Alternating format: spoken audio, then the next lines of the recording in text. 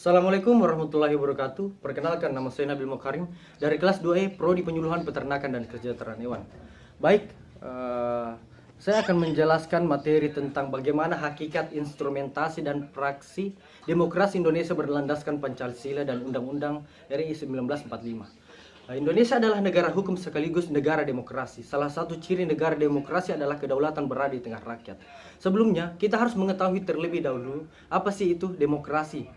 Nah, yang pertama, secara etimologis, demokrasi berasal dari bahasa Yunani, yaitu demos yang berarti rakyat dan kratos atau kratein yang berarti pemerintahan atau kekuasaan. Jadi, demos kratein atau demos kratos berarti pemerintahan rakyat atau kekuasaan rakyat. Sedangkan secara terminologi, demokrasi dapat dipandang sebagai salah satu bentuk pemerintah, sebagai sistem politik dan sebagai pola kehidupan bernegara dengan prinsip-prinsip yang menyertainya. Lalu, yang kedua, pemikiran tentang demokrasi di Indonesia.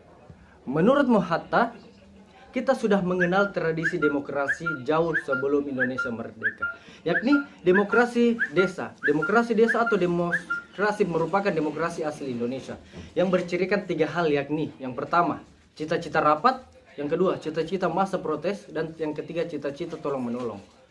Ketiga unsur demokrasi desa tersebut merupakan dasar pengembangan ke arah demokrasi Indonesia yang modern. Demokrasi Indonesia yang modern adalah daulat rakyat. Tidak hanya kedaulatan dalam bidang politik, tetapi juga dalam bidang ekonomi dan sosial. Lalu yang ketiga, kehidupan demokrasi sangat penting dikembangkan dalam kehidupan masyarakat. Karena demokrasilah yang memegang peran penting dalam masyarakat dan dalam tata aturan suatu negara. Tanpa adanya demokrasi di suatu negara dan segala sesuatu diatur oleh pemerintah, maka hilanglah kesejahteraan masyarakat dan kacaulah negara tersebut. Demokrasi sangatlah penting dan diperlukan masyarakat.